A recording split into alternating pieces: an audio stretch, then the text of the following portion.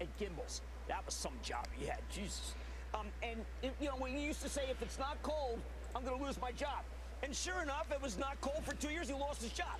Cold weather means low inventory, which means you can bring in spring, which means you don't discount, which means numbers go higher. It is that simple, and anyone who's never worked at a department store doesn't understand. My mom worked at Litz, same deal.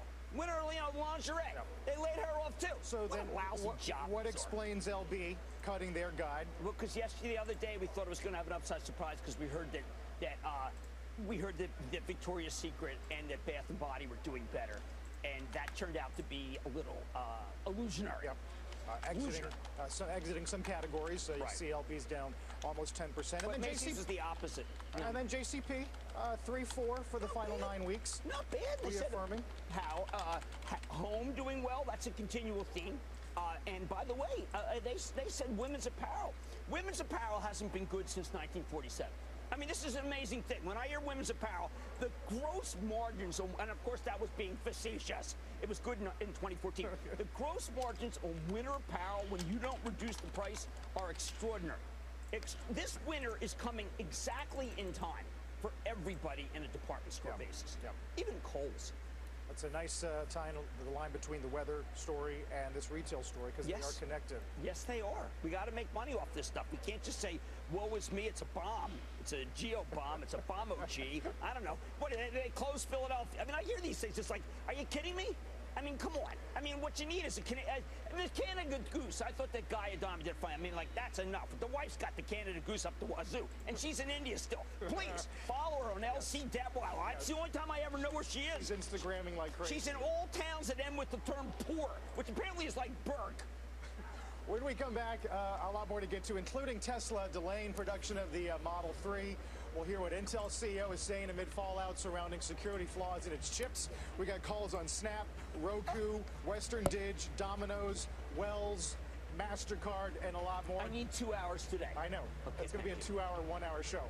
Look at futures, looking for 25K at the open. We're squawking the street in a minute.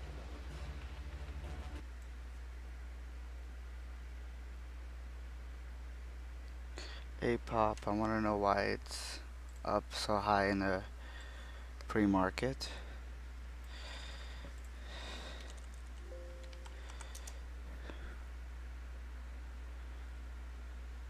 After unveiling stem cells breakthrough.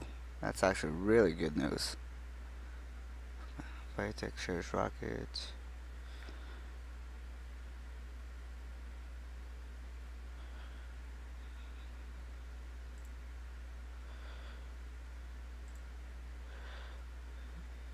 Has successfully transplanted 3 patients with stem cell treatment. Wow. Breakthrough results. This is really good.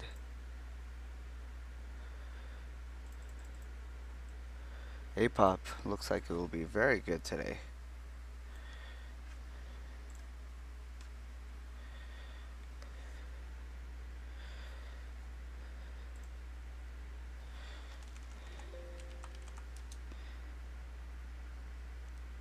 It went from $7.45 in the pre-market. Now they're about 11.68. You can see that they're previous runners, so they like to run up.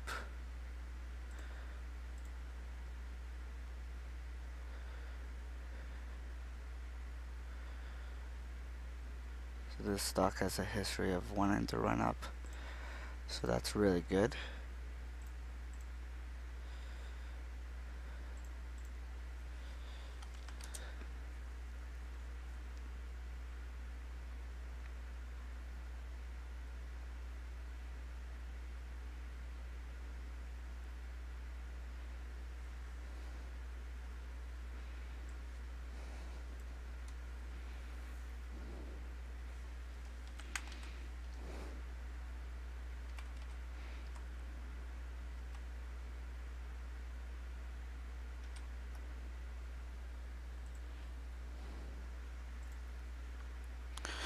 So Barnes & Noble that we went in yesterday,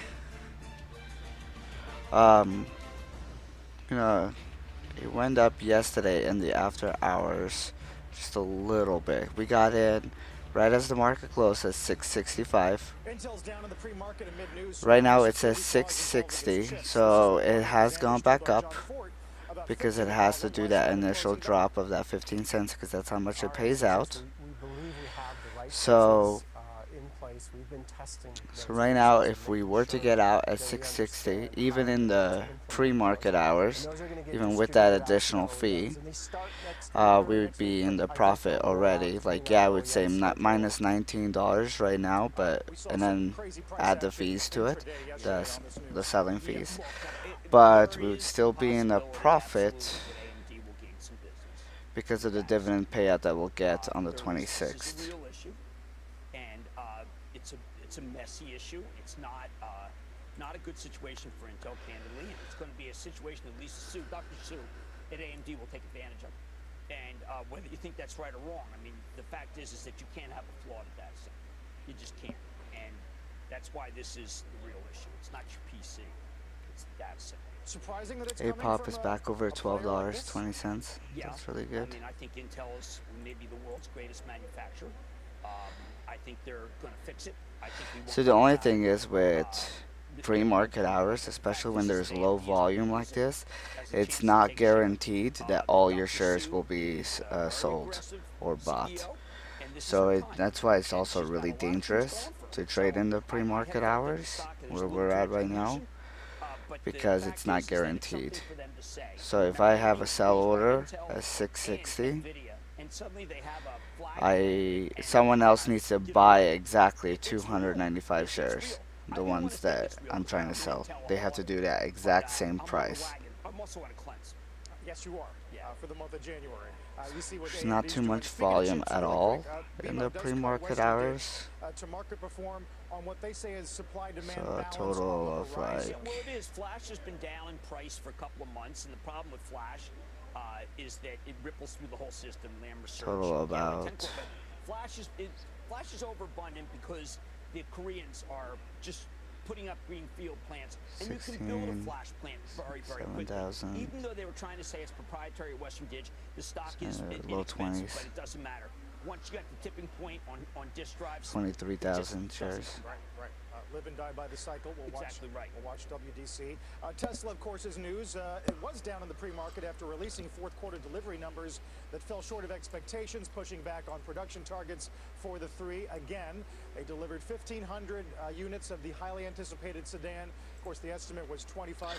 The company's Also, original goal was 5,000, if you're wondering which about now the, looks like they'll hit, oh look at that, they someone's say, trying to buy it right at the 660.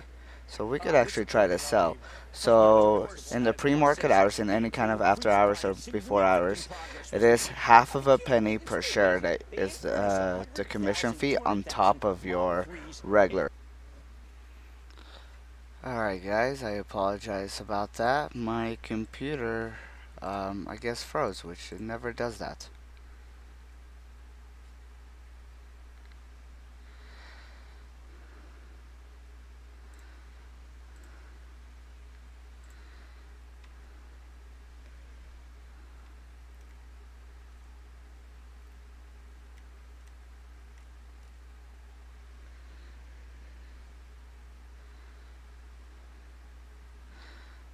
It's me loading back in. Again, I apologize about that.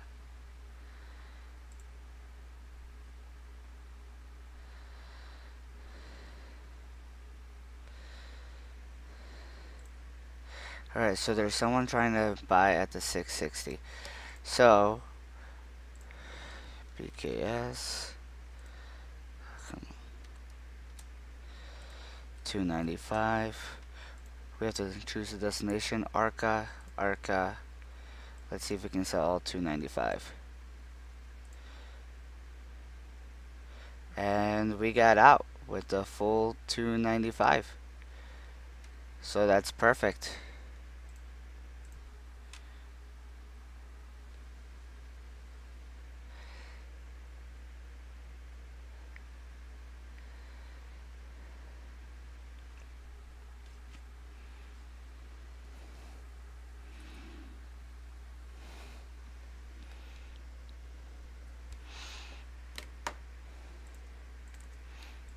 Alright, so we got out with the full 295 before the market even opens, right at 660, because somebody right here was buying, they're looking to buy 5,000 shares at 660.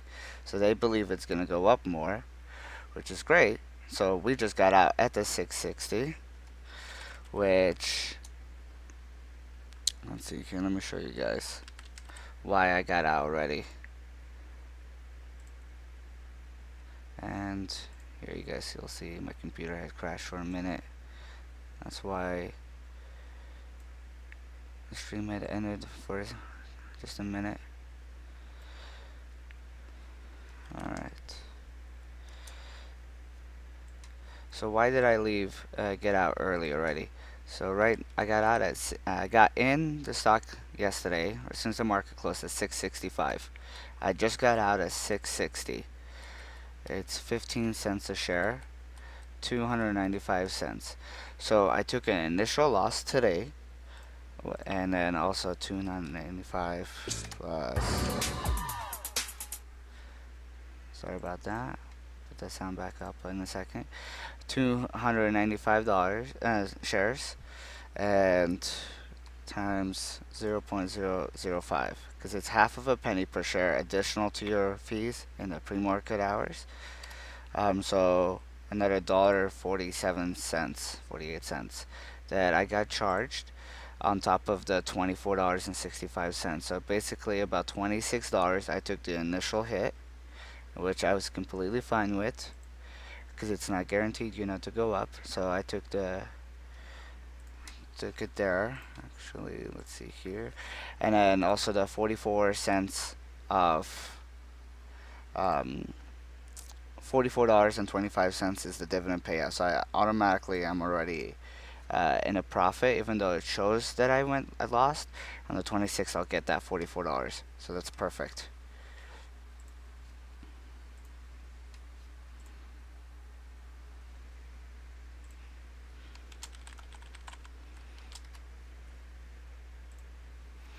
So the reason why it had me reconnect to E-Trade Pro for a minute is because online I was signing in on to a different account real quick.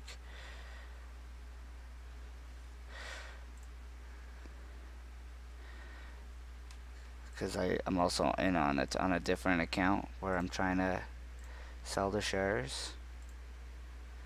590 there.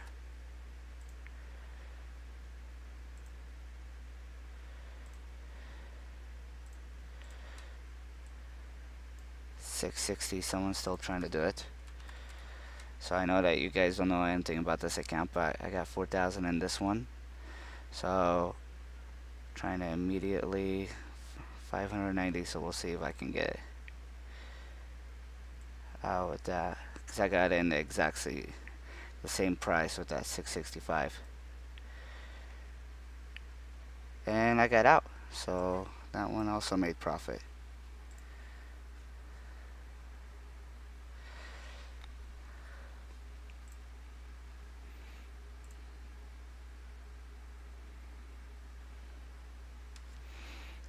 Alright, I did 590 shares on that account, and that one was paying out $88.50 for that dividend. So even though I only put just shy from $4,000 in there, still, I made about $48 about that, $47 profit. So I'm happy with that on that account. So let's go back here. So for today's trade though, it's 5 minutes before the market opens.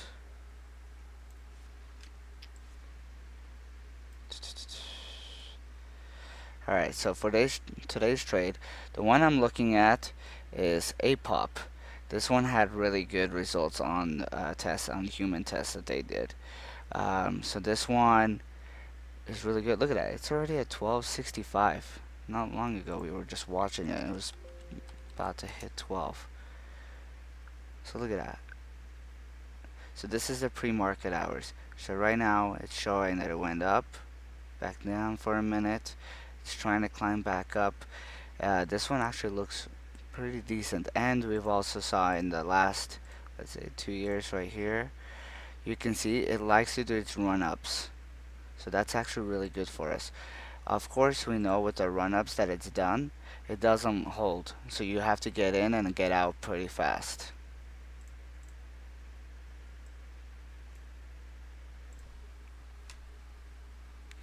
My fastest trade that I've ever done, I was telling some friends last night, is that I literally made like $1,500 by hitting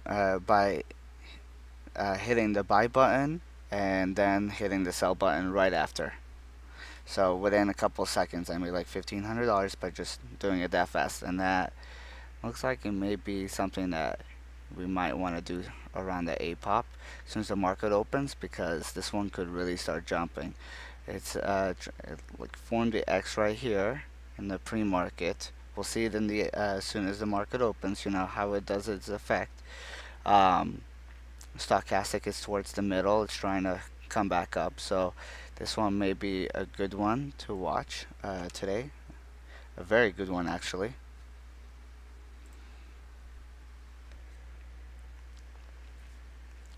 Look at that, and then if we look at Barnes & Noble on level 2 right here, you can see my trade right there, my trade right there, and then other people's trade right there. So other people are deciding to get out at the 662. On November 30th and 20K in January of last year. By the way, the run in the last 1,000 points has about half of it is from 5 names. That's Boeing, CAT, Chevron, Depot, and UTX. That's incredible. I mean, it is incredible because of the vast difference in sectors. You got aerospace, you have the retailer spending a lot of money, you have capital machinery. It's really great breadth. And you had a tweet this morning about the first. We got about 2 minutes before the market opens, and then the real fun starts. To open the year, which hasn't happened since '64, which our friend followed the H as it was a 16% year. Which is amazing. I mean, you got to go back to 1964. If you guys watch this on AMD, there's, look at all these buyers that are for AMD right now. AMD is being bought like crazy. 10,000 shares, 10,000 shares. That one's up almost 5%. Another 10,000 shares, another 10,000 shares, another 10,000 shares. And then keep in mind that 10,000 shares times 12.08, they're putting $120,000 in there every single time. There's 2 people that sold their 10,000 shares. Came from medium-sized businesses, 94K from small business. They get jobs number tomorrow. And the president last night tweeting about the economy said unemployment's at 4.1, and in his words, only getting better. So we'll see what the numbers He's says tomorrow. right. I mean, now look, there's a scramble to find employees in a lot of places, but it is that people are doing what the president said would happen. Remember, guys, feel free to ask questions as this goes live. I'm be more than happy to answer anything that you guys have. It's working, but people don't want. I mean, I'm happy to mention that it's working. It's not saying, listen, vote for Trump. I'm saying it's working. It says here that I am able to trade, so I know next week I can trade Tuesday, Wednesday, and Thursday.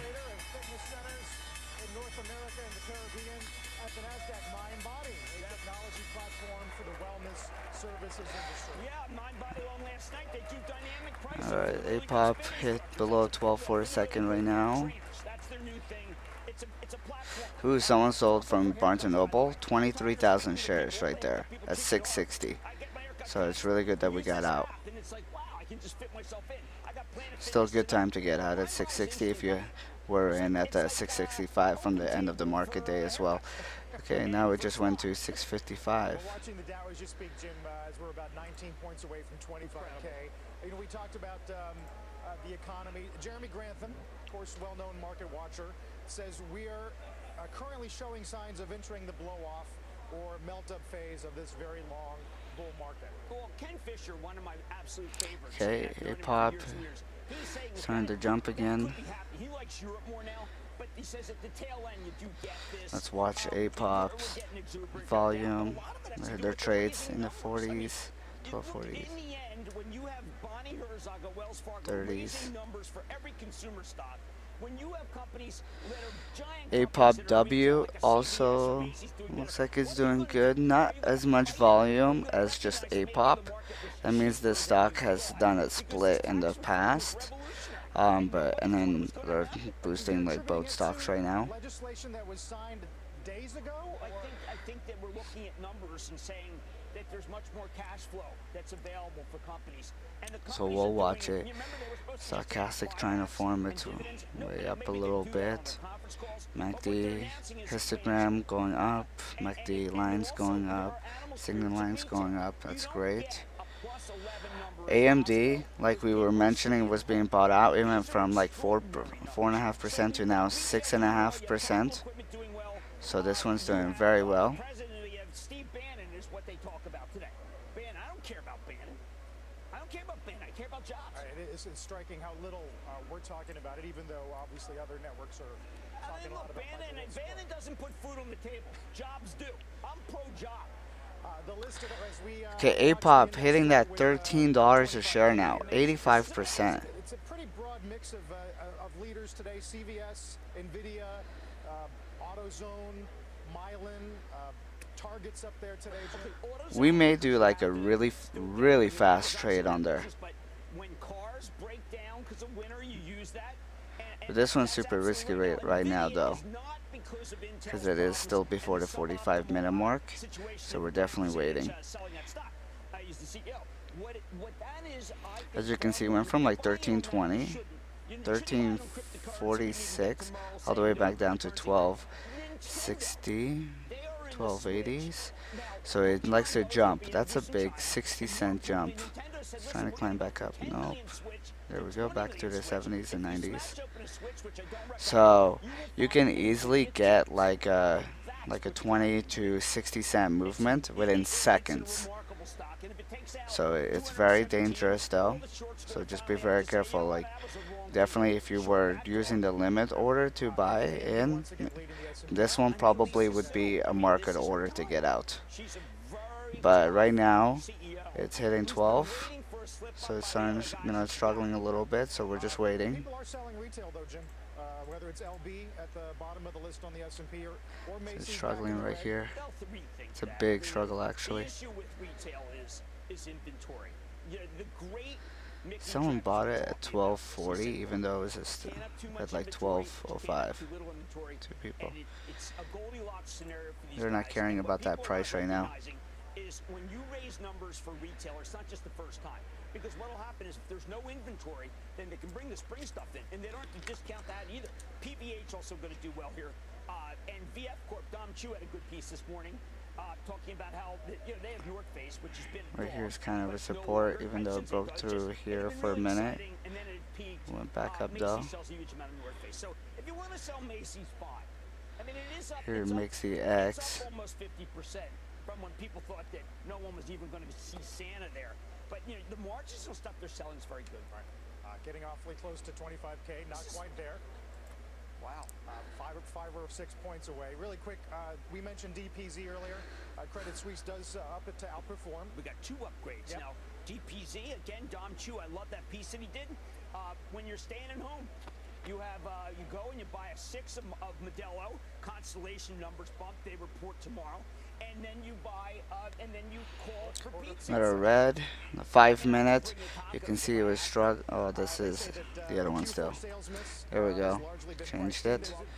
So even on the 5 minutes, on the first 5 minutes, you can see the struggle right here. And now it's a little bit red. So this is where we watch it. Oh, the Dow just hit 25,000. Less than a year after crossing 20K. That's actually really good. That helps the stocks move, because the majority of the stocks in the Dow are going up today, so that's really good. If you watch my stock watch list right here, I have over 200 companies that I watch right here, and 62% are up, 61, 90 are about even still right now of today, 30% are down. So majority of the stocks today are going up, so that's nice to see. Then you're going to see those stocks get a hit. That's going to be your next chance. If you haven't taken that, you wait for that because it's coming up in mid-January. AMD is 7.5% now. Wait for the scare stories to come out, and then China folds like a cheap suit. They will because they need our markets, and then you get another. So let's put AMD here for a minute. No, I just think 5 minutes on it's looking good. It is breaking up, so that's nice. Is just incredibly strong. I'm hoping John Flannery, when he reports A little red. That's okay. I want to know whether the engines are selling well, the engines are good. I want to hear about no problems there. That is, he's got APOP struggling. He's kind of an oil stock now. He's got oil going in the right direction. Maybe the narrative can change. To break down for a minute, but can hold the breakdown. But he's got to get that narrative to change. And the way to talk about it, John, I'm advising you here. Talk about how it's an energy company that can sell off some energy. It's an aerospace company. It's a healthcare company. And we're going to fix power. That's how you get GE. Histogram on the APOP is going down, so that's not good. One of the leaders today, up almost a full percent. In the volume. Yes. And then Amex, which had news of its own last night regarding the year ahead, up more than 1% today, over 100. That's the stock that you want to own. There was a MasterCard downgrade today that read like an upgrade. American Express over at $100 a share. It was just on the news, so it's pretty cool.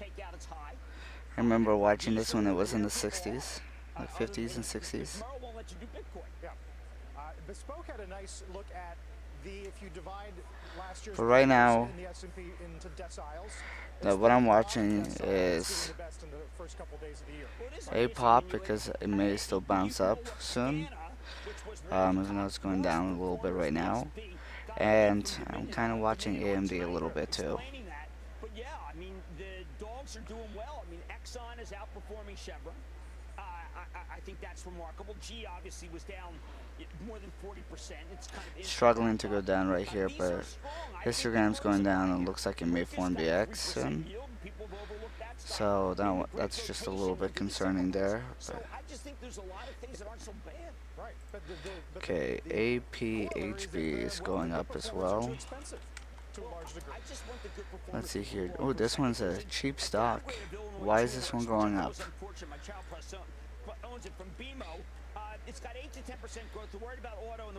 I don't see any news on there. It did gap. You can see here though, from this day right here, it's kind of a struggle around the 152, 150-ish, which is passing by right now, so it's good. Another top is 158, which it just passed. The next one is 164, which is like really close to passing. This one overall though, it's been on a downtrend. Goldman did take Wells to conviction buy. Yeah, I opened a lot of accounts. I mean, this isn't Wells Fargo is a great situation if the Fed keeps raising. I mean, it's really only Intel that's down, and Intel, the Brankers Energy sold that 24 million, but that was a sell plan that was put in place October 30th. But it's a suboptimal optic. Yeah. In retrospect, more ill-advised than I think Brian knew. I thought Brian was very 5 seconds to the next 5-minute candle on this one. Dr. Seuss should come on the show tonight. That's an open invitation, Doctor. That'd be a good hit. But Intel is dragging the Dow. Yeah. Only a handful of components on the red, but Intel's the loser among them for the second day in a row. But look at these cloud stocks.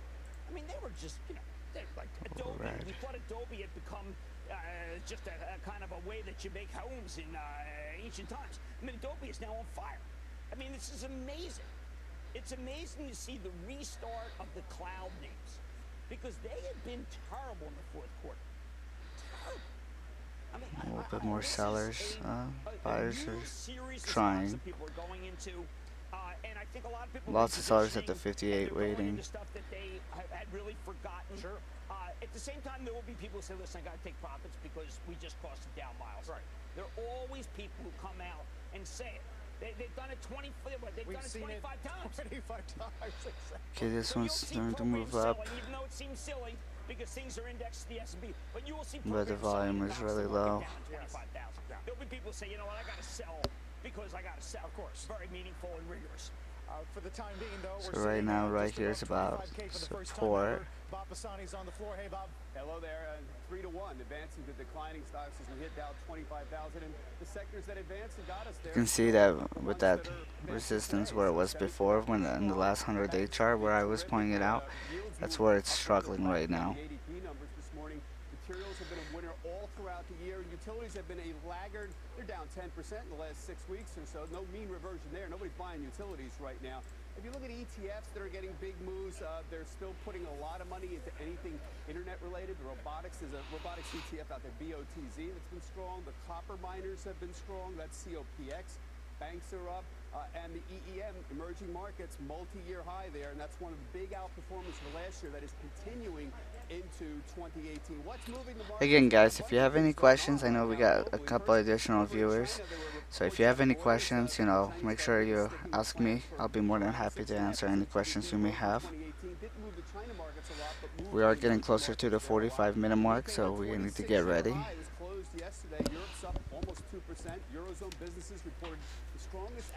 APOP has been going down, so that one may be done for today already.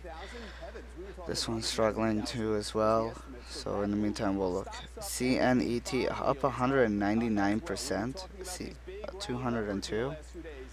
What's going on there? Today, 25,000. It's important to note we're just about at a one-year milestone when we hit 20,000. It's January 17th. Okay, it is 213%. China Net Online Holdings. There's no news on there. From 24 to 25,000. Still a remarkable run there in the last year. And a lot of these old 217%. but here's one that did. The Santa Claus rally actually delivered. Everyone was surprised because it didn't start off very well. This is the propensity of stocks to move in the last 5 trading days of the year and the first 2 trading days of the new year. And indeed, it was up 1.1%. This is the S&P 500. Okay, so 2 hours ago, the news on there was they announced a partnership with a technology company, with Jingtom. So that's why they're going up crazy high today, which is actually pretty good. It's pretty good news. That the tax cuts have had. That makes sense. We're seeing continuing global economic growth. We're seeing central banks. Okay, this is good news, like good 5-minute chart right now on there. We're actually gonna switch it to here. Continues to get numbered. The economic surprises have been stronger. We don't know how much we're going to get out of infrastructure spending. It's not going to be a tax cut, but it's going to be something. We're talking about modest wage increases, and some people even have GDP at 3%. We haven't seen that since 2005. Those are real Struggling in the 50s right now. why the market would stay up here. The bears are talking about the high valuations, but when you have these very, very strong economic numbers, you can have high valuations for a long Trying to time. climb up. Exogenous events, yes, North Korea is Here it's worried, trying to but climb not up. until something really happens. And inflation, well, can you get an economic expansion? And Oh, not we may have see this inflation? jump. That's a There we big go. debate. See I that don't know jump? if Phillips curve is dead or not, but I can tell you people are debating it. Important thing at this point. It did have is the news. what 220% now. Things historically that have always killed rallies is number 1, 15 a seconds. recession, and number 2, aggressive Fed rate hikes. I don't know if a recession is coming. Okay, so this one, with it's jumping like that, it's kind of hard to get in there with like an exact price. So like we could do it, but it would be hard to predict what price we actually would get in. Struggling a little bit. There we go. 60s, 50s. We're holding off right now. Histogram has been going down. MACD line and signal has been going up, but it looks like it's making a little curve to go down, so we're holding. Went in the 40s, now back in the 50s. 50s, 40s.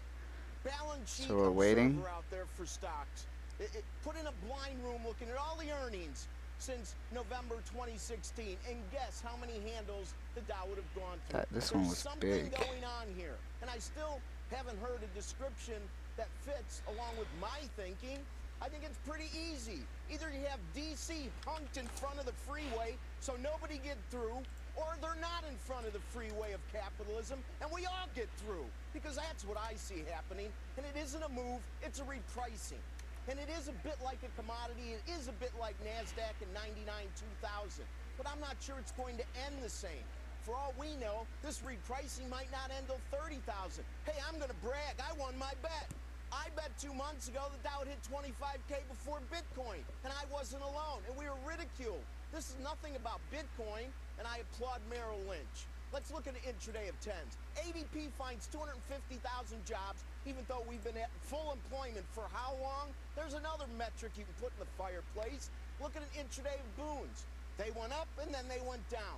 2018 is going to be about crushing some of these correlations. You can see it's trying to climb back up 60s. We're getting ready.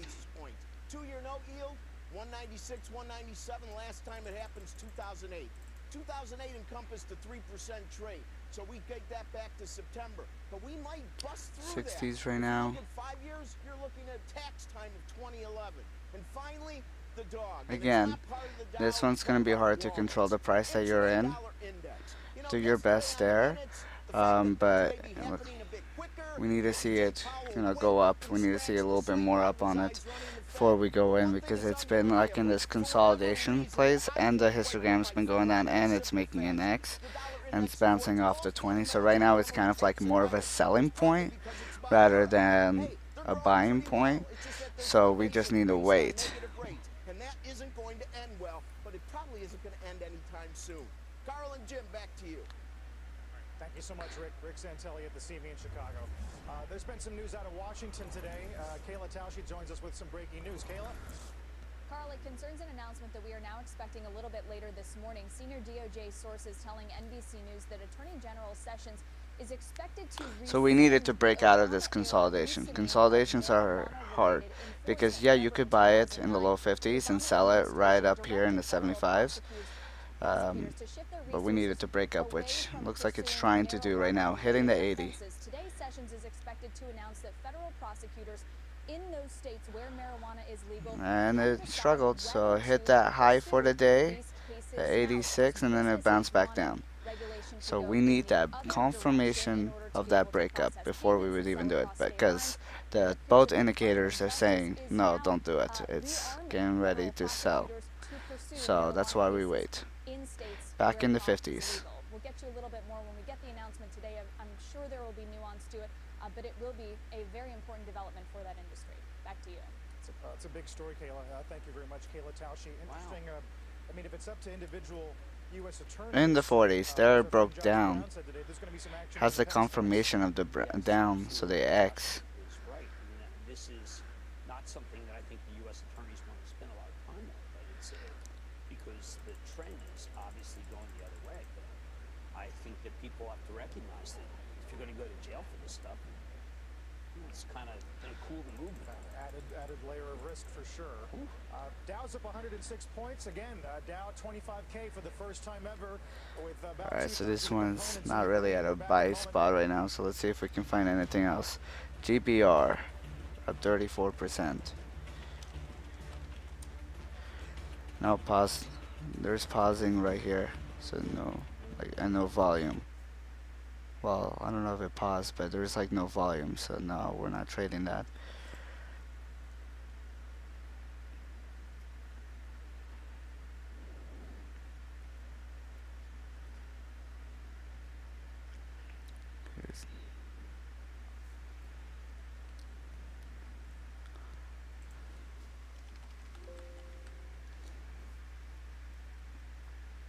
Here again, a cheap stock.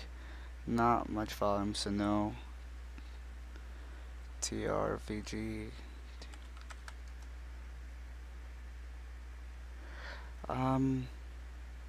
Not too much volume at all, really. It is going up.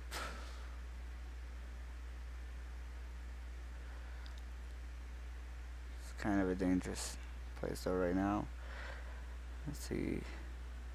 SAEX went up 3% just right there. Nope.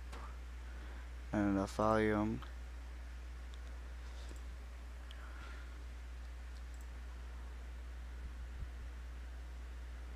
NFEC. Nope. We're not doing that.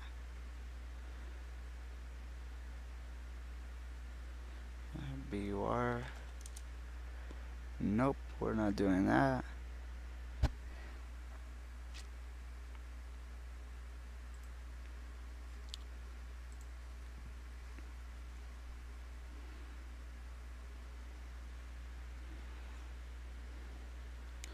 We're waiting. I mean, we're still watching CNET on the left side here, but right now we're just waiting.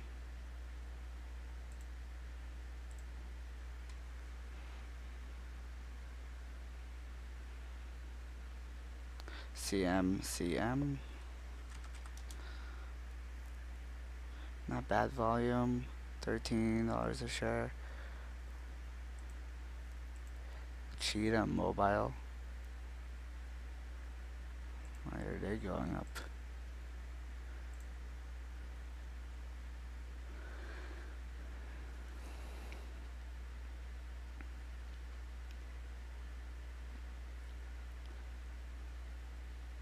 So 1375 is a high for them. So we're gonna want to see them break 1375 before we buy this.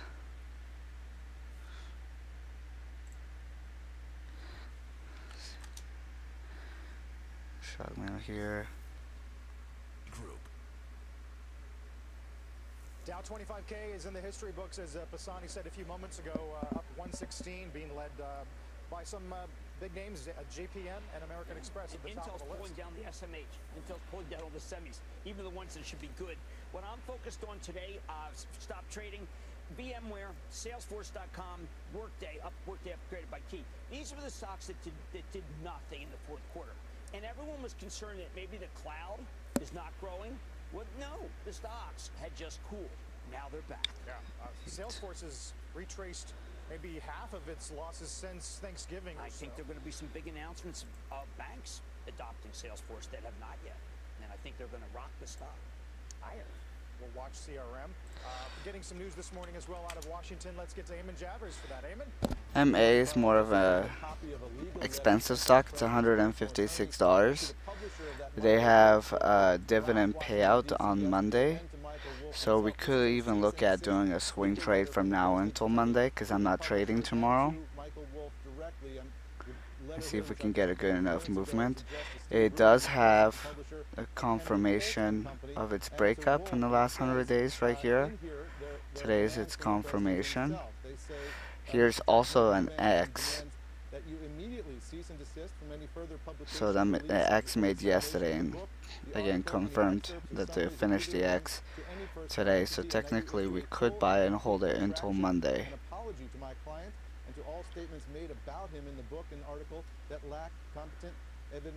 Is that even worth it though? Let's check it out while we're waiting for a stock to really move, because they're not really moving right now. COGT. Okay, let's check it out before I do this one. GOGT. Not bad volume. It's on its downtrend right now. Made an X right here to sell. So if you short sell it from right here when it made the X, you'd be positive. But let's see here. For all, it went up and went back down. It is a nice percentage. You will probably see this go back down to, you know, middle 40s within the next couple days, because that's kind of where the average is. Here was a buy at that point. So if you bought it on the 19th, you could hold it until now. And have been in a positive. It looks like the stochastic is saying we're getting ready to go back down right here. By Michael Wolff, so the White House can say this is absolutely false. We heard that from the White House press secretary yesterday, saying that this book was full of lies. So it's kind of in a consolidation period right now, because if you look between like this line right here, where it does a support right here and right here, and then support right here, so it's kind of staying in between those two right now. So you could technically buy it when it's so low, like when it gets low right here, and then sell it when it gets up here. If it turns against you and goes down, you just have one like you could set up a stop loss, like stop unquote, like 2 cents right below this. So right now the lowest is like 5.20, so you could set it up to get you out at 5.18 or 5.17. So that way you only take a 3-cent loss compared to, you know, about 25 cents win.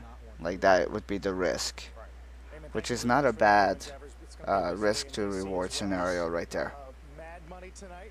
Well, we've got Planet Fitness and we have Dominion, and I think that both Dominion did that deal with Scana. I think that the retailers should be CNET still struggling. Are very strong. I like a lot of the action, but it's the banks. So right here it's going down. That is true. Bank of America 30. Can you believe it? Jim, we'll see you tonight. Mad Money Bank of America hit 30, said on the news. Yeah, it did. It's one of my favorite stocks to trade with when I was playing with my 50,000. I remember trading Bank of America when it was like 14s, 12s, and 14s. Now it's 30. It's crazy.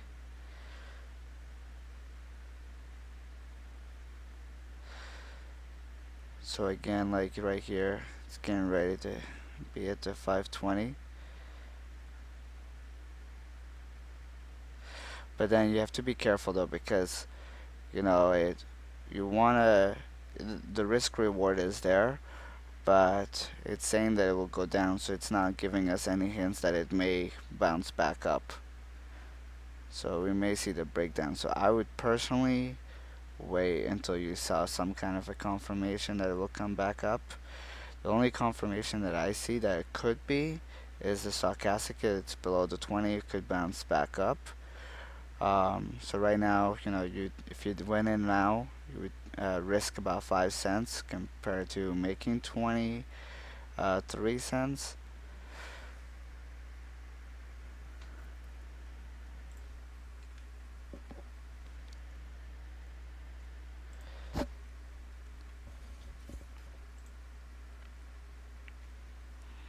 Let's see here. I'm just doing some math for the MasterCard MA for that dividend payout to see if it's even worth it, because it's kind of an expensive stock, like $156, but they only pay out 25 cents, which is kind of low, which with $2,038 right there that I have available to trade with, it's kind of not too much. 13. So you can tell like $3 is not really worth it to hold it. Like, yeah, it could go up to like let's say 160, be 40 bucks there, $3 there, but the chances of it doing that, let's see where it's at.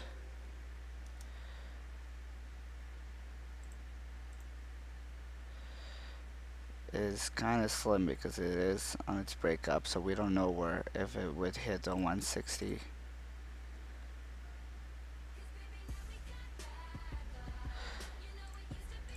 So let's watch your stock again.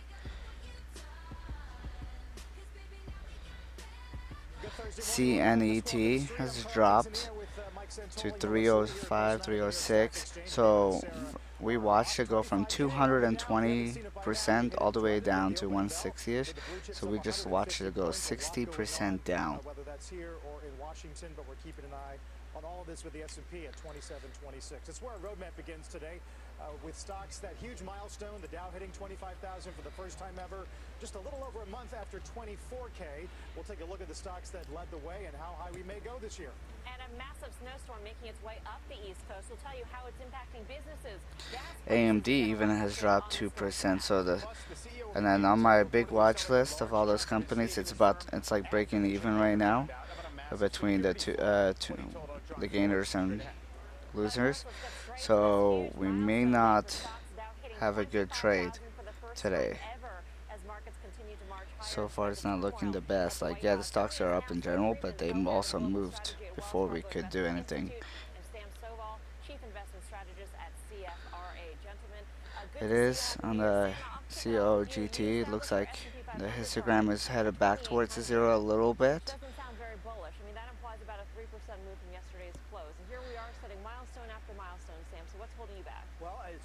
I feel like a dieter who basically has an calorie allotment, and I've already gone through half to three-quarters of that by 9 a.m. So, yeah, I think what you have to realize is that right now Wall Street is anticipating earnings of $145 for the S&P 500.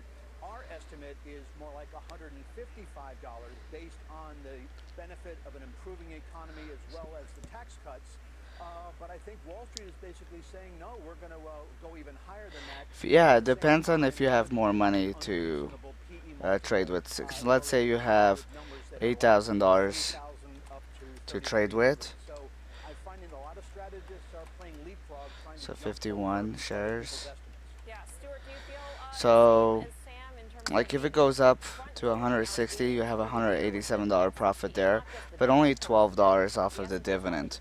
So, let's say it goes up to only 157, then you make only like 35 bucks there and 12 there, which, like, you're gonna need some serious money if you want to make a profit off of this, off of just like the dividend alone.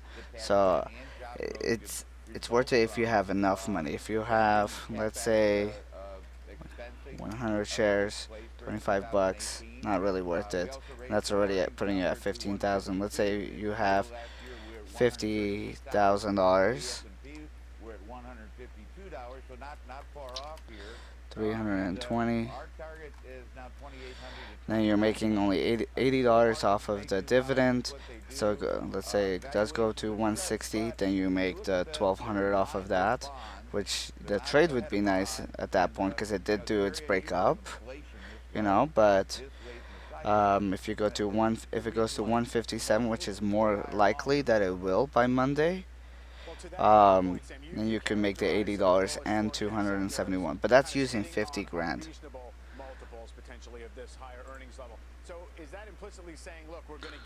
So me personally, like, I've done that trade before. I have money made off of it, but right now it, like, using like small account wise, it's not that worth it. Well, I believe that this bull market will go on to make all-time highs and also establish a record. Give us only 8 months and we'll be in a brand new record in terms of the duration of this bull market since World War II. However, we saw last year the first time in recorded history that we had 12 successive months of total return advances. APOP has really dropped. It's in the 10s instead of the 12s now. Yeah, COGT, Mr. Zim, Senior. It looks like it is going back up a little bit. It looks like it's headed towards the histogram of the zero still, and it looks like it may form an X. So before we would get in there, we kind of want to see a break like 545, 550. Best case scenario, we want to see it past 556, which is kind of still a stretch, like 20-cent movement. But those are like more of resistance where we want to see a break. Like right now, it kind of made like another resistance at about 540. Right here, you got 3 candlesticks that kind of stopped it from going there, and then here again. So that's kind of like a struggle right now. It's 540. The streets usually, they wait till the companies come out and exactly say what the impact is, and it's going to be a big one, Stuart, in terms of fourth quarter reporting season on the conference calls because it's going to be a lumpy earnings season. We're going to see companies that are taking a hit because it's just accounting. In the meantime, I'm also watching this calendar real quick. See if I recognize any of the stocks that are doing dividend payouts. They have to be in by tomorrow. I do not recognize them. So watch the 8. Early on, and maybe some hits due to the weather right now. MasterCard is only one. Yeah, it's the only one I recognize. Dollar General Corp in the dollar store. 26 cents too. So DG is that price. $94. They were paying 26 cents. It's nice that the interest rate cuts. They're on an uptrend, and it looks like it may make the X here to go up even better.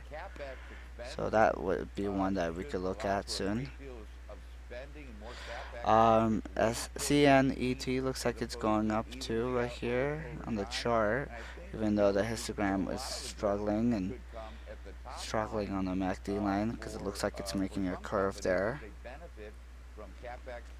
Spending of other companies, and also, so that capex part is the most important number. So something we can look at is with CNET. Let's say we got in at 315, got out at 316. So let's look at it 1 penny wise. So we would be looking at 550 shares, about 600 shares, 700 shares. Nope, 650. So 1 penny would make it so after fees we'd lose $3.40. So if it goes up 2 pennies, we would be up $3.10. If we can get at least like a 5-cent movement on there, be a $22 profit. Would be nice, but holding off. Let's get to our Contessa Brewer, who's in Boston this morning. Morning again, Contessa. Good morning, Carl. The snow is coming down at a steady clip here. The good news is it's relatively balmy at 26 degrees. The bad news is if the ex-dividend date is tomorrow. So for example, right here, we'll just take this one. Actually, no, let me take the other list because that's an actual one. So right here, you see Massachusetts, I mean not Massachusetts, sorry, MasterCard on Monday the 8th. You got American Express that was today, so we didn't do that one. We did Barnes & Noble. So MasterCard, if you got in today, you have to be in until at least the 8th, the ex-dividend date, so Monday. And then you can sell it Monday. And then on February 9th, you would get paid out to 25 cents per share. But you have to be in until at least the ex-dividend date. You can buy any time before, and you can sell on that day. At this point, 4 different emergency vehicles have been equipped with sleds so that the crews can get in and out with supplies. So right now, I'm not really seeing any good day trades so far. By the way, if you are looking for more of a safer strategy rather than the day trading itself, like the day trading can make really good money, but it is, as you can see from like yesterday's trade, it is a little bit more riskier. If you're looking for something more safer, I would recommend doing the dividend like swing trading like that. It's a lot less growth of, but it is a little bit safer. So I do the day trading. You'll see me doing day trading. You'll see me doing the dividend trading. You'll see me, short selling. You'll see me do you see me do like 7 different strategies. But so far you guys have seen me do the day trading with the penny stocks, and then also with the dividend so far. Obama-era policies that have helped pave the way for the legalization of marijuana. Scott's Miracle-Gro shares have been gaining in part because of that perception they could benefit as more farmers cultivate marijuana for commercial consumption, and have already rallied sharply in just the last week as pot shops opened legally in California right after the new year, Carl. We're watching for sure. Back over to you. All right, Dom, thank you very much. When we return, two stocks not participating in this morning's massive rally. So it looks like Tesla and it's Intel. hitting the zero on the back MACD line and signal, the red and green. And looks like it may try to form an X soon, but here it didn't do it, so we didn't get in. Here it's saying that it has a possibility of doing it. COGT. So we're just waiting right now. What's an example of short selling? So let me show you an example of short selling. Let's see here. So we could do, so let's say the short selling. Right now we're waiting for the other X right here for as a buy opportunity. But right here, that first X is set a selling opportunity. So when if you would have gone in right here at that X, at the about 5, it says on the open right here, 555. So it's kind of backwards. So right here, normally you put in what you paid for, and then what you sell it for. But since you're short selling, you're selling shares that you don't own first. So 555. Alright, then when it comes the second X, that's when you buy to cover right here. So short and cover. So you cover, and then let's say you did it now at 525. So with 650 shares, you had to use the $3,602, but you made $185 profit because you were betting that the market would go down. So E-Trade or whatever broker you use, they lend you the shares to sell, and then you buy to cover and then give it back to them. So they keep their shares, but you were just getting a better price. So you were helping them have a cheaper share price on it, as well as giving you the profit. So it benefits both. Yeah.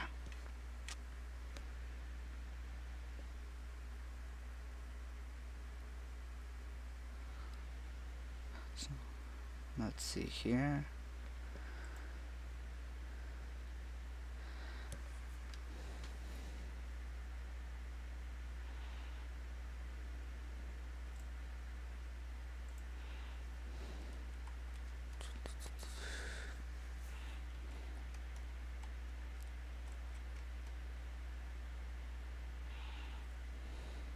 Whoops.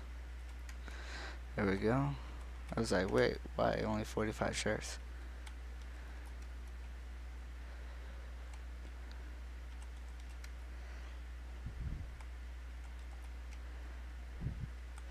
$3.85 movement would still be about $10 profit. CNNT is kind of a lost cause right now. COGT. Dow 25,000 in the books for now, hitting that huge milestone for the first time ever this morning.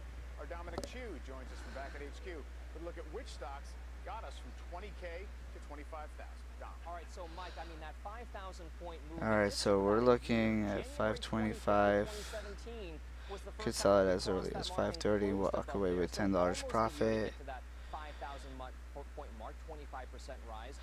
So, for example, if you look at this box right here with the buy, sell, short, and cover, so the traditional way for bullish is you hit buy and then you hit sell. That's because you believe that the stock will go up for bull, and then you sell it when you are ready to walk away with your profit or your loss. Shorting means that you're looking for it to go bearish. So you short, so you sell first, and then you cover to buy to cover, is what it's called, to cover your position. So because it's called a cover because you don't own it, you cover your end to give it back to your broker. So you just, so it's the opposite. So first you buy, sell. Short selling is sell, then you buy. AMD might make an X soon. Okay, let's check it out. Telling me that this isn't just an Intel problem, it's an industry-wide problem for high. Yeah, it may make an X soon. We are waiting. We want that confirmation of the X. The stochastic is kind of struggling up here though, because it may bounce it down. COGT, if you can see right here, it's really struggling with the volume, so the volume on it has stopped, so this probably isn't a trade anymore. CNET, let's see if that one's moving at all. It is still moving,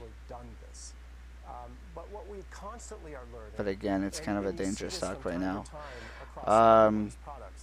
Is that we are finding things that we need to patch and fix. Let's see on the 5-minute chart on AMD. Somebody exploiting this, and that's why we say it's not a flaw. It's working like it should.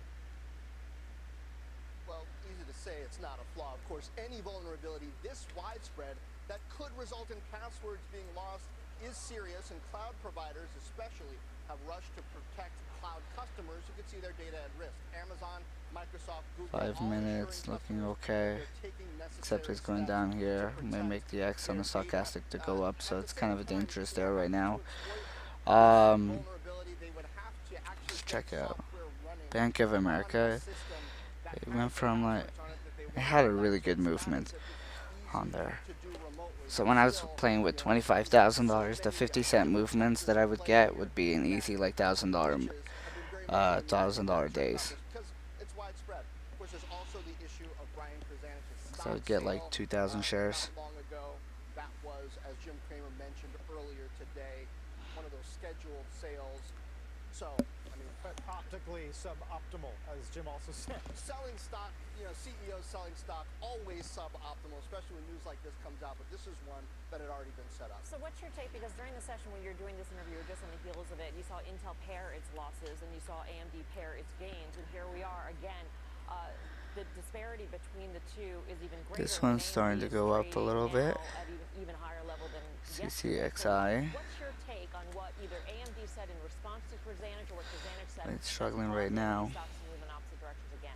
Well, I think to some degree AMD is less susceptible to this issue overall because AMD is in the news right now too. So let's see if we can, if it has like a small effect because of it real quick.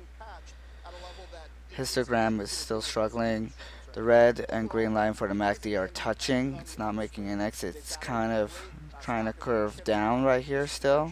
Good for AMD because some people are probably going to look at this and say, okay, there are some problems with Intel's high-performance chips sometimes that are just specifically Intel. Maybe we should hedge our bets and buy a little bit more AMD in the future. It at least gives them that opening. But overall, this doesn't look like something like in the past. I asked Brian Kurzanich specifically about the floating point controversy from a generation ago in the chip business. It doesn't look like something on that scale where it's like Intel made a design error specifically that was causing problems with the way computers operated.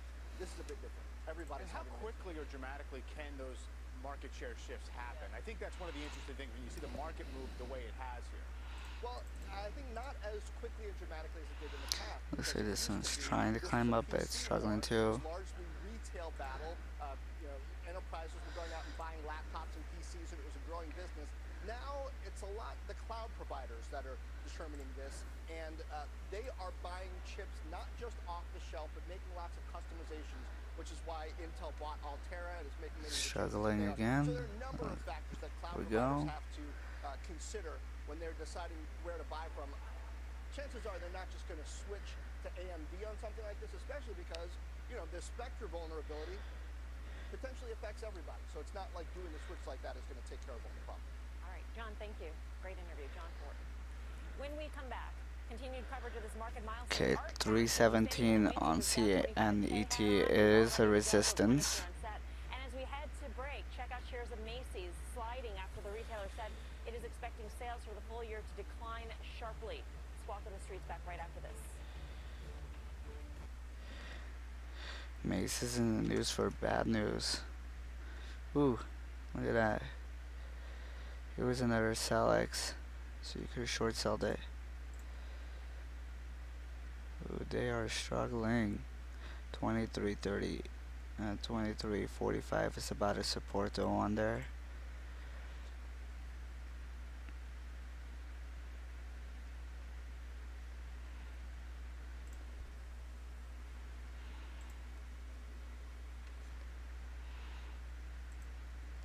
AMD though, it's trying to form an X right now. It is struggling though.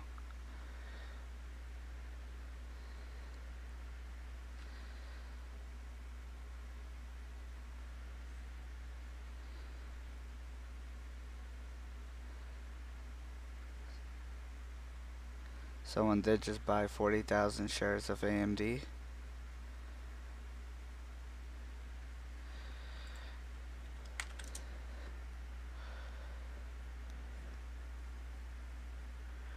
Lots of buyers at the 24 right now.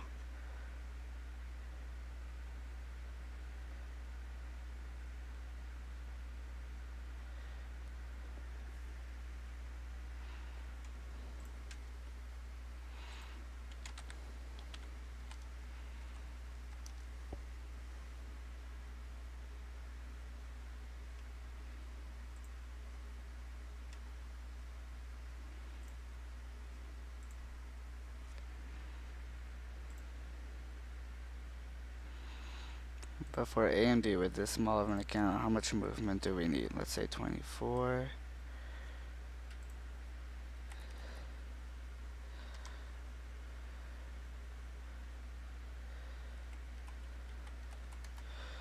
$63 shares.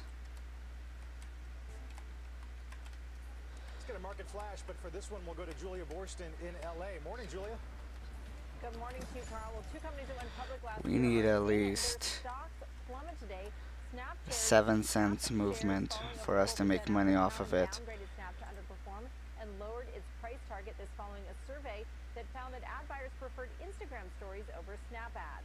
Roku shares, after gaining about 6% yesterday, are down over 7% today. Morgan Stanley downgraded the stock to underweight, saying the market overreacted to strong third-quarter earnings and the current valuation is hard to justify. There you see Roku shares now down about 7.5%. If we use margin, we would need a lot less than 7 cents. If I use margin, I could do 8,200. If you've got them all the way to 35,000 somewhere tucked away? No, we just keep following the rally, and when there's some degree of high likelihood or certitude, we get the little men sitting down at his sewing machine. 3 cents is profit then. We're starting to vary the color now, too. Like I noticed that. 2 cents is profit. Well, you know, it's a psychological thing, but importantly... So we need at least 2 cents movement on there to walk away with profit. If we use margin, which I prefer not to use right now, because you know this is new starting account, and I want to show you guys with $2,000 how to trade. A series of years in which we had an outstanding thing like a 20% rise, and if you get just the right kind of action, you get a rather satisfactory 10% follow-up, and I would take Stochastic is kind of high. We'll wait and see. We got a couple of other things coming up here. You want to finish the first week. That's a good signal. And secondarily, if we can nice green up here. Through January and through February, you put 2+ months together at the beginning of a year. Something like 32 out of 32 times it's been a follow-up for a rally.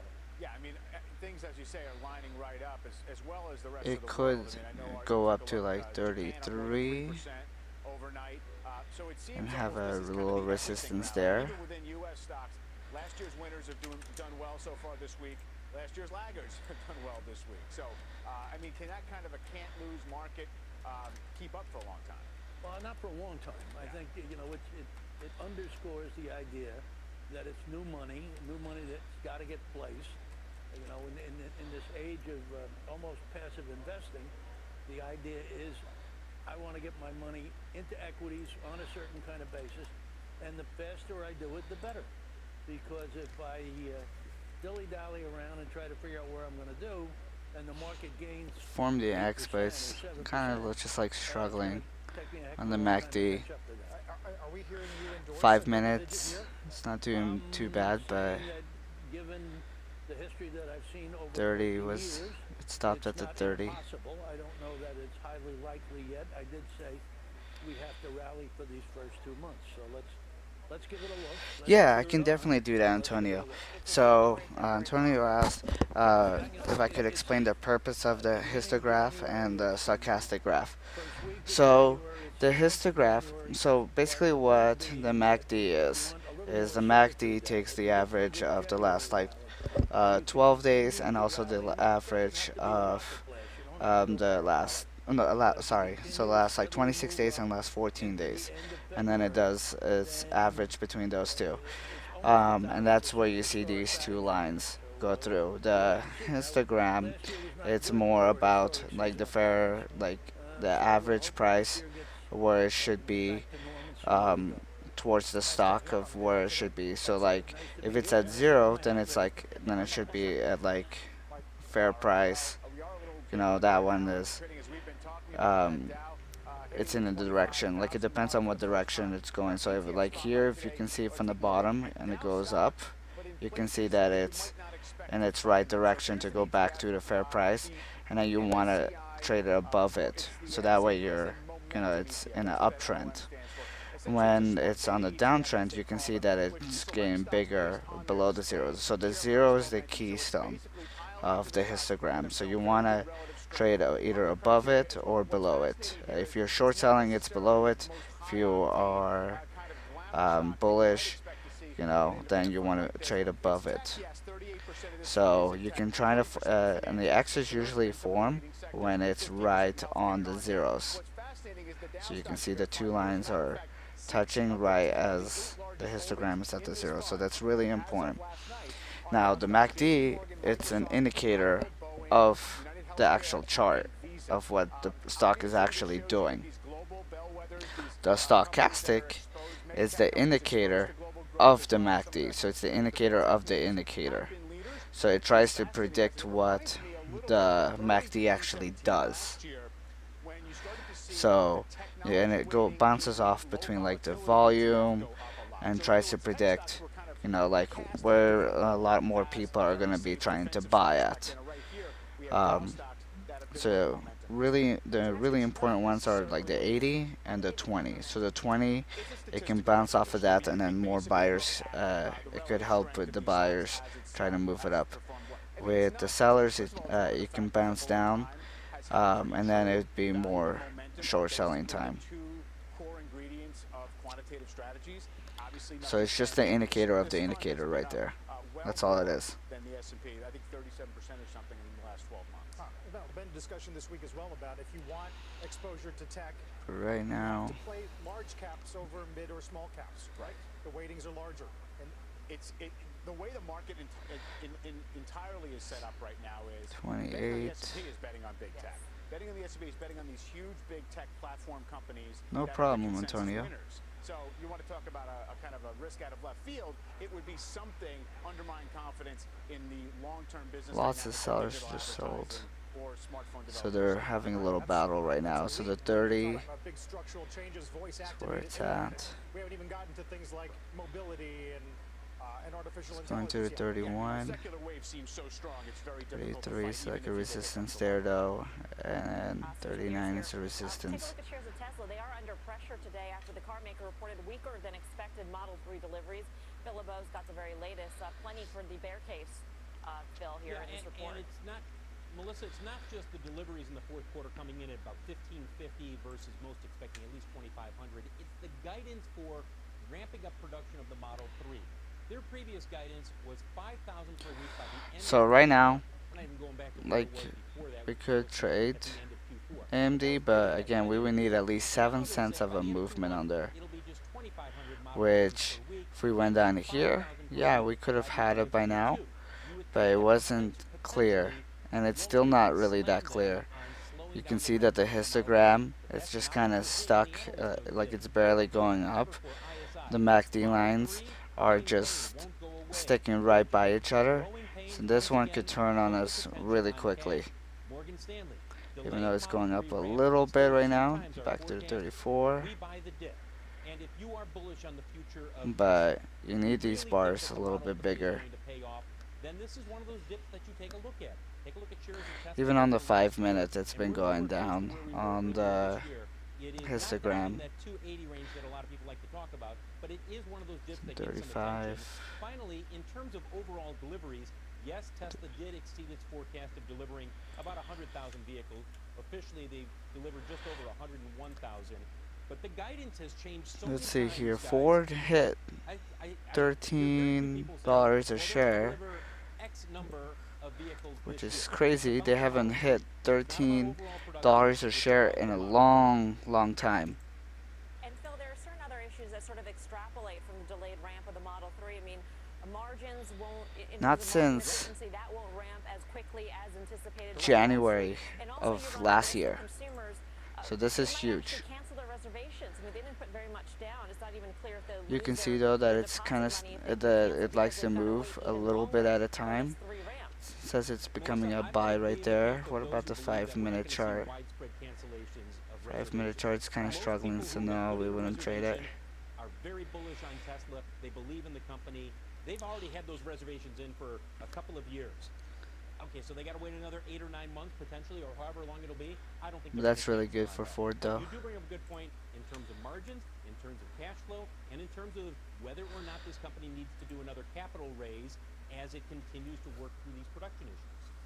Right, and in terms of the margins, I mean, I think Jeffrey Osborne of Cowen was making the point that they were discounting or promoting S and X, and so there was pressure on that part of the stronger business, and then the Model 3 ramp challenges margins overall.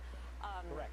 And that challenges, of course, the ability to raise money, especially when the latest bond offering is trading below par at this point. I mean, Wall Street, Phil, I mean, have they come around to the idea that perhaps, Checking AMD it might be a little again. bit harder for Tesla It's to kind of actually just raise money when struggling. they need to go to market once again?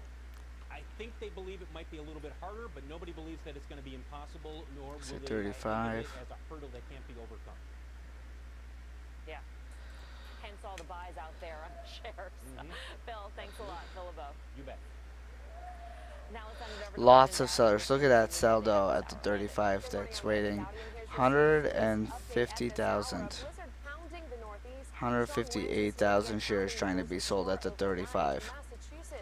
Oh, and they canceled and it jumped. 37. Now the 39 is a resistance. Officials say at least 12 people have been killed and more than 260 people injured. The train burst into flames after the collision. A dangerous strain of E. coli sickening nearly 60 people in the U.S. and Canada over the past few Struggling weeks. again. Health authorities have linked it to romaine lettuce for the Center for Yeah, it doesn't look like today's going to be a trading day for us guys. But we got about 25 more minutes that we'll watch it. $460 million prize. It would have been the biggest, the 7th largest payout in the game's history. But don't worry, And if we can't do a day trade, we'll look at doing a dividend trade. Okay, so it's hitting 39 now, so 39 is resistance. The day high is about 42. It's hitting 40. The EIA reported a drawdown in inventories of 206 billion cubic feet. Now, that is a lot. That's twice the 5-year average, but it was a little bit less than expectations. Obviously, the Arctic blast is bringing that. It's having a little fight right now. And you can see these prices have been on the rise, up about 3% on the Still, week. I will say this, as a like the histogram right here, it looks like it maybe started getting bigger. total supplies now trading over 3 trillion cubic feet. So that's good. We have a lot of gas in But it took a storage. while. That's why these prices aren't going out of control. Just remember, in 2014, in February, we saw them go as high as $6. They're trading right now just under 3, guys. Back over to you. 36. Thank you very much, Jackie DeAngelis. When we come back, continued coverage of this market rally. Dow up 162 37. now, 84 points above 25K 38. and 88 new 52-week highs on the S&P. Amazon among them. Back in a minute.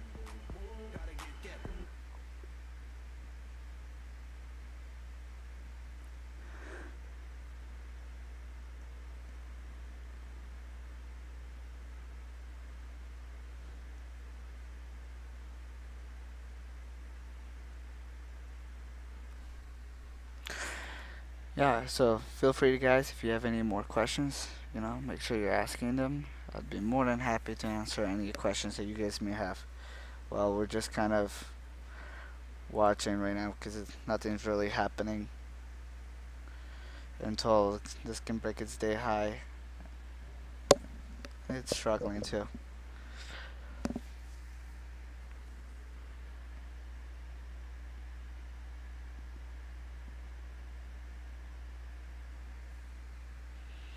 Yeah, it's trying to curve down right now.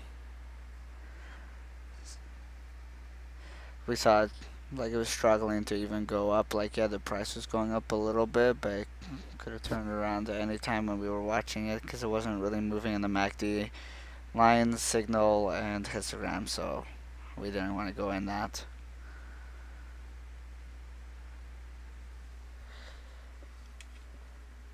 Oh, let's see here, Cone. I know this one's a previous runner-up right here. It's moving right now. No volume here, but it's starting to. Why are they moving up? Let's watch. But they're pausing and resuming now. So yeah, we're not gonna trade it. CCCR.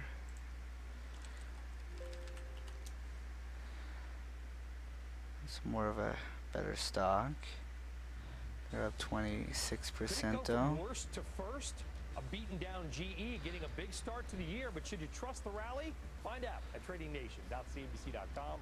More Squawk on the Street coming up.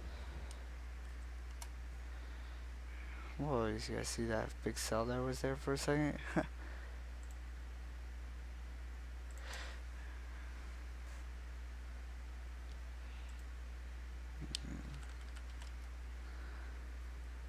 Let's watch this volume for a second.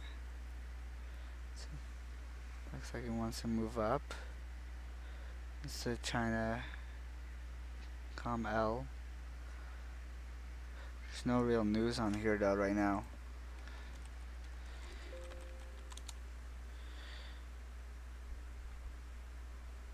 They had a notice from an investment place that there were share exchange agreement is terminated. That's terrible news. Why is it going up? So, and this one's not that good. Like, it could turn on us any second. The Dow surges past 25K. The S&P and the Nasdaq also No, it is going up. It's all aboard the bull, according to Brian Belsky, BMO's chief investment strategist, who joins us this morning. Brian, it's good to have you back. What a day! I mean, it's definitely historic. Question is how much going up, but Stochastic is struggling. Well, thank you so much for having us, number one. Happy New Year. But also thank you for having the great Art Cashin on early this morning. This is the kind of perspective 182, really need to hear.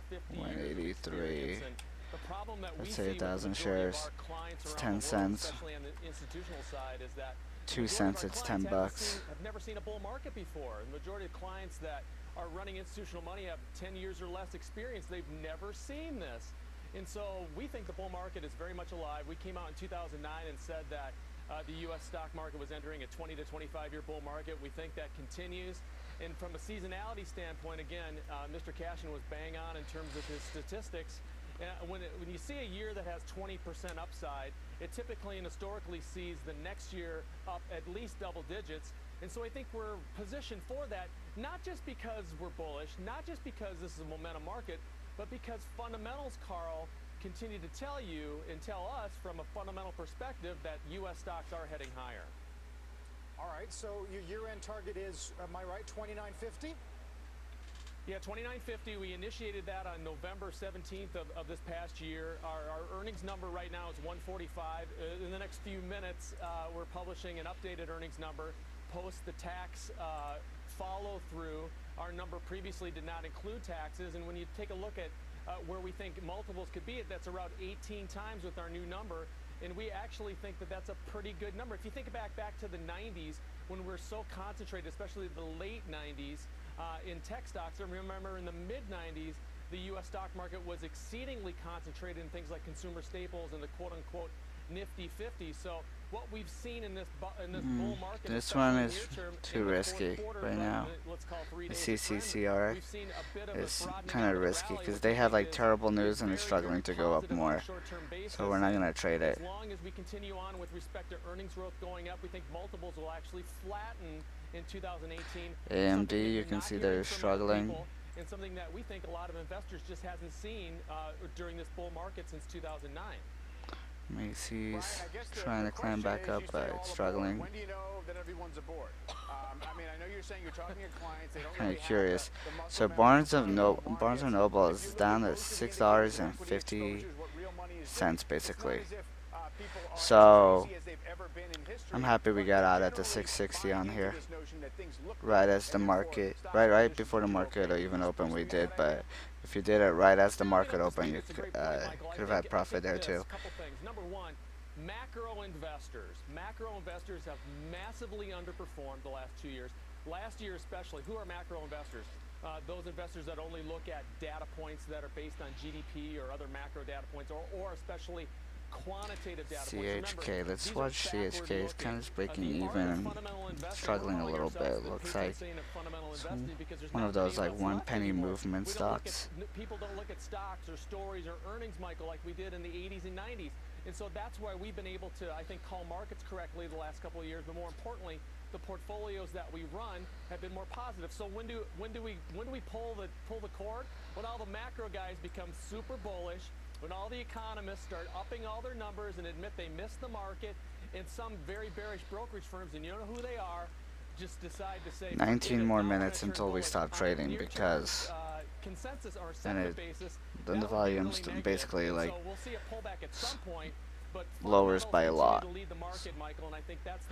AMD on the 5-minute struggling. Based on what you like in terms of sectors, Brian, it does look like though you might be aligned with the macro investors out there. You're levered to a cyclical recovery here, being overweight in financials, industrials, as well as materials. Well, that's a great point, Melissa. What we tell you is that we take a look at sectors on a 12 to 18-month time frame, and we've been positioned that way accordingly for at least 12 months. We were overweight healthcare last year and rode that train. Now we think even better downtrend than it was uptrend. A nice rebound in biotech stocks, but that is so far this year, but that's been more. I'd rather short sell this. Financials are the big trade. We continue to think that the majority we'll probably see it go down pretty good. Massively underweight financials. They're still not there. With respect to technology, we've been positive for a long, long time, and I think a market weight, but being more positioned in the big, let's say, can blockchain bring an end to corruption? Tech names that have been leading the way warrants a better and bigger position within that sector. Finally, Brian, just in terms of risks, people point to balance sheet expansion slowing down, savings rate is peaked, I mean, big late cycle clues, inflation risk, labor tightness, a more hawkish Fed. How do you account for those, if at all? Well, I think inflation is what most people are thinking about and talking about. I think what we need to, as investors, start thinking about, Carl, is more a growth surprise on the upside. All right, let's actually start looking at those dividends for Monday. Because tomorrow doesn't look like much. So let's see here. Monday is Dollar General, DG. The Fed is not going to be more aggressive. I think that's going to be ultimately what people are going to be $94.24, and they pay out 26 cents a share. Base your investment decisions on. But going forward, 26. the biggest, I think, headwind that could potentially hit the markets is everybody's talking about global synchronized growth again. What if global growth begins to slow down a little bit? Clearly on the U.S. side, U.S. growth and North American growth remains very solid, but what if we do see how high do we think it can go facing emerging markets? That could be something that people are not positioned for by Monday. Could be, it could probably hit like 95 because it is on its uptrend. It looks like it may make an X. So at least 95. It's barely, like, yeah, the trade would cover our fees, and $5 is not much. I just jumped 13 cents. You know, you wrote something in your most recent writing, the Fed is not tightening. I know what you meant, but why don't you give us a brief explanation of exactly what you're describing with that statement?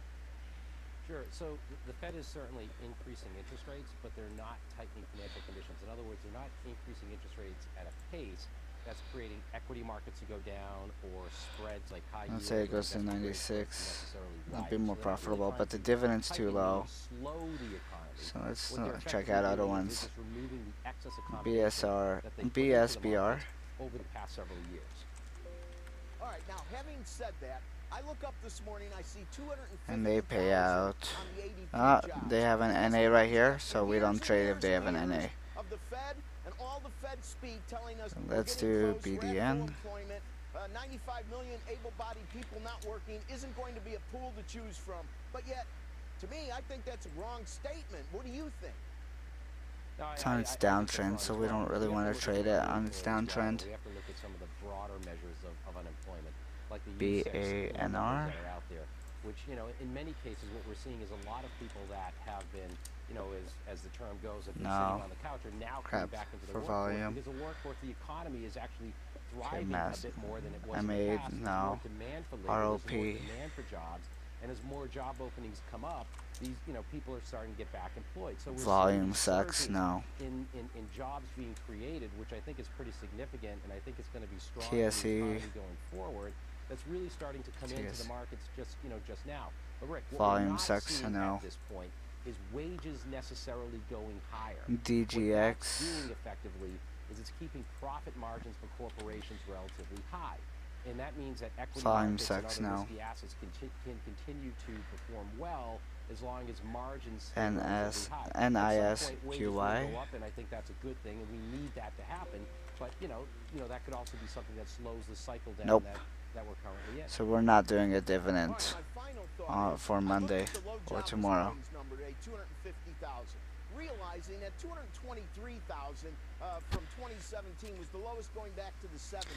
Every year I've been down on this trading floor, and there's been a lot of them, you always get these seasonal abnormalities around holidays and usually claims spike. If we assume 250 was the spike, what are the low initial claims telling us about future job numbers? This is telling us that job numbers are probably going to continue to be strong. And don't forget that we're also probably getting some surge in jobs from the hurricanes, that we had over the past couple of months. Some of that is still coming back into the market. So we're getting AMD is making its X, it looks like, on the 5 minute. Today, jobs look good, housing looks pretty good, equity markets look good, and we even think bond markets, because we don't think yields are going to necessarily spike to levels that are going to be destructive. Antonio, the great question that you have is, would I ever suggest swing trading penny stocks? And if yes, what indicators would you be looking for? I actually don't recommend swing trading penny stocks because like Jacob right there says, it doesn't have a dividend, so that's already a down. But usually, let's see here, let me show you guys something. Penny stocks, they only go up for like a day or two at very most before they like drop hard. So let's say APOP right there. You can see that APOP goes up right here. You see the 2 days that it's up there and then right back down. Up here, right back down. Up here, you better believe that it's going to go right back down to about $7 to $8 a share soon. Within the next couple days, you're going to see that drop. So like you could short sell this, but I'd wait to see when there's a short selling opportunity. I wouldn't short sell it yet. Let's see here. Let's take the next one. CCXI. CCXI. Let's take the last 2 years. You can see that it went up right here and right back down. It's trying to climb up right now, and then it'll go right back down. Here went up, down.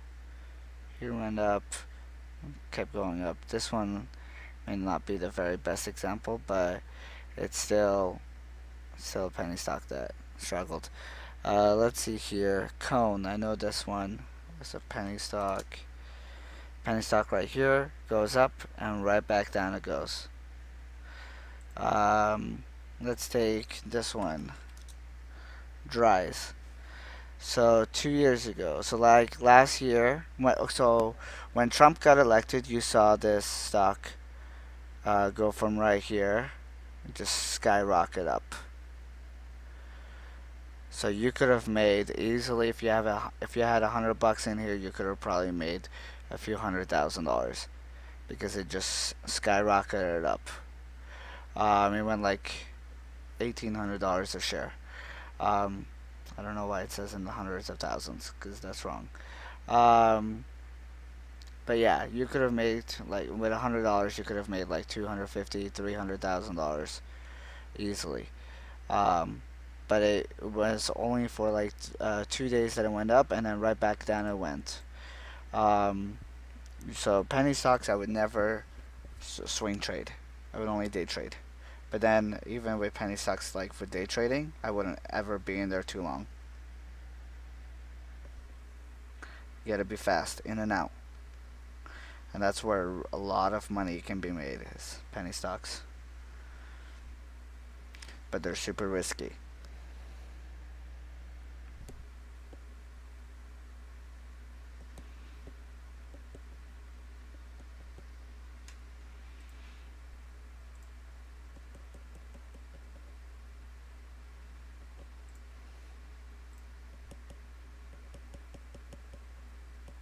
You're welcome, Antonio.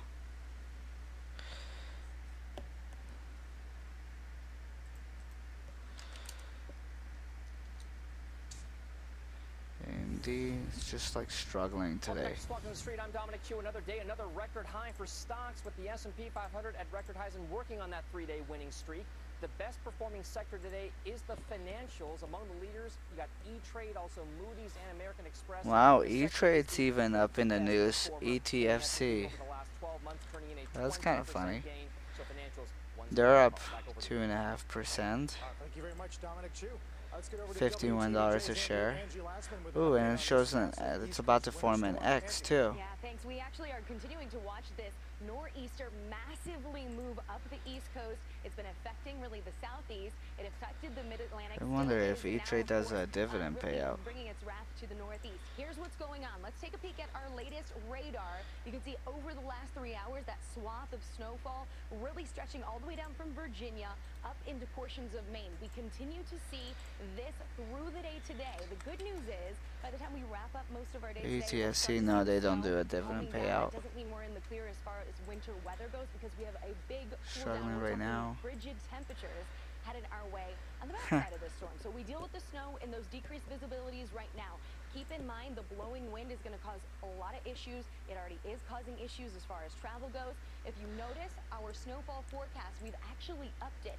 We are talking anywhere from a foot to a foot and a half up through portions of Maine. You can see New York City right on that fine line, where I think the Long Island area is going to be dealing with about 8 inches to maybe a foot of snow, maybe a little bit less for New York City, but still we have plenty of snow out there, and this is going to be the story through the day today. We've already seen those blizzard conditions lasting. It has to be 3 hours where we are seeing those decreased visibilities thanks to winds up to 35 miles per hour. So some tough conditions out there, and like I said, guys, behind this, much colder conditions, so you're going to want to get that snow shoveled up today. So it looks like I said before, it doesn't look like today's going to be a trading day. It's already almost 9 o'clock for me, so that's my cutoff for trading. We didn't find any good penny stocks that we could trade today. We saw some move, you know, but we would have broken a lot of different rules, so it's better for us not to trade them when they force us to break our rules.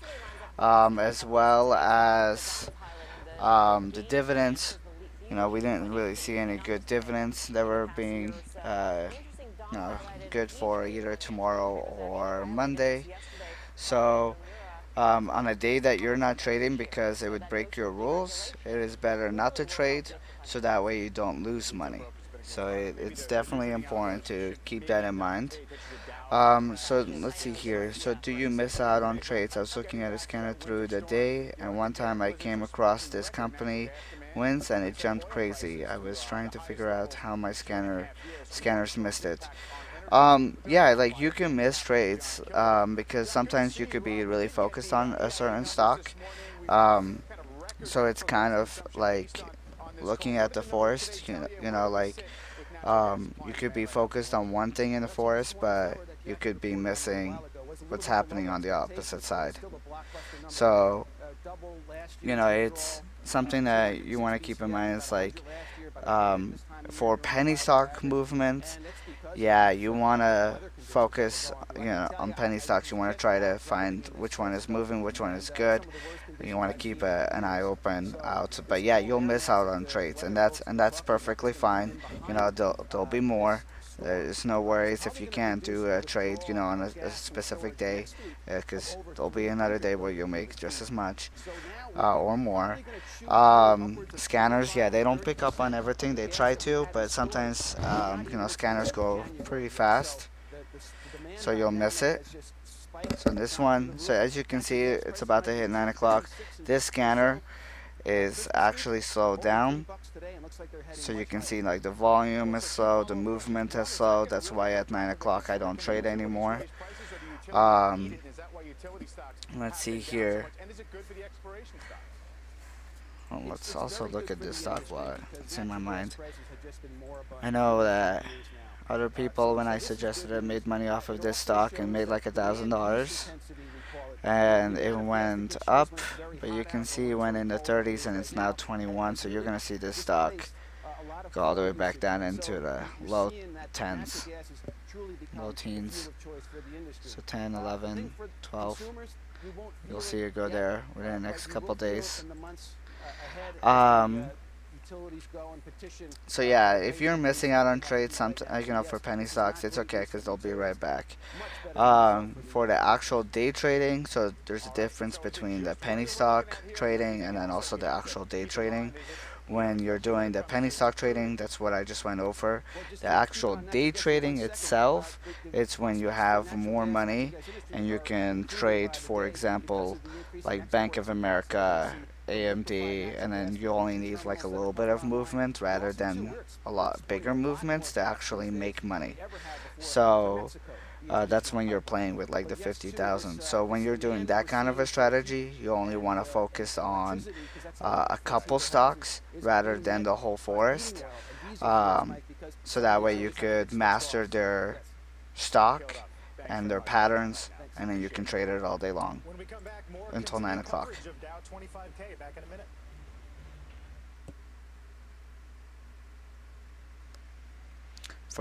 But for penny stocks, we're very limited on the stocks, so no really good movements today. So hopefully tomorrow will be, hopefully Monday will be better. So that way we could trade Monday, Tuesday, and Wednesday. Yeah, nothing's doing today, so I'd rather have a no trading day than a losing day. And maybe next week we'll try to use some kind of margin. But so what would $50 make you in those stocks? So for Bank of America, $50,000 could have easily made you, like right here, you can see this rise up.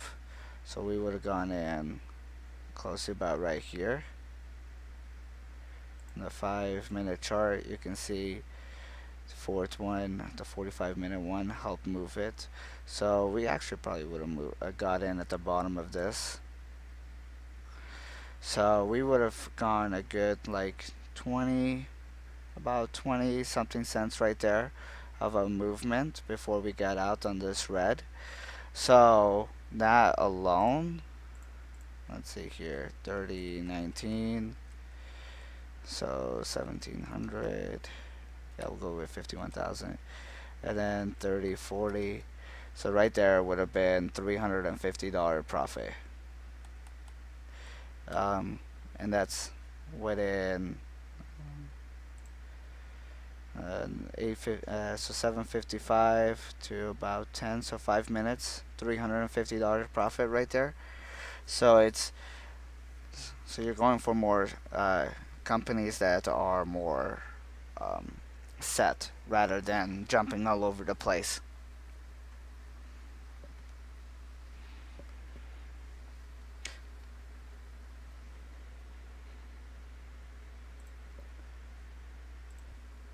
So that would have been a good one. But like on AMD, you've made a lot too with 50K. Let's say you got in. So it's kind of dangerous though. This one was kind of off today because like I had a good uptrend pattern right here, but the histogram was going down, so very dangerous. But let's say you got in third candlestick when it broke right here, fourth one at the bottom of the fourth one right there. So the 23 got out at about, let's say 40. So 23, 1240, and let's say you use 4,000, 4,500, 4,100. So there's 50 grand right there. So right there would have been almost 700 bucks profit. Overnight, we hit a 2.5-year high of 62. It's not that hard. Like, this is 4,100 shares, and you can see 5,000 right there, 18,000, 14,000. So the cheaper the stock and it's more consistent. This stock has 55 million volume so far, about to have 56 million volume today. So it's really not that hard to get in and out of like AMD or Bank of America, because like, let's see, Bank of America had 30 million volume today. AMD had 55 million. So those companies are more set with the prices and volume, so those are easier to get in and out. When you have these penny stocks like the APOP right here, it only has 2.5 million shares traded. So it is easier to get in and out of Bank of America and AMD.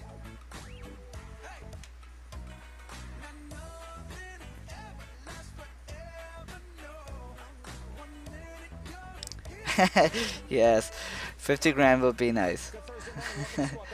It's nice to trade with that. But remember, like, you don't actually have to own 50 grand. You could also do the margin if that's something that you're into. Then you only need like $15,000, $20,000 yourself, and then you could trade with like 50,000. So it's, if you use the margin, if that's something that you are willing to risk there. I'll be doing that for sure, because I know how to trade with the 50,000, and that way I can show you guys as well how to trade with 50,000.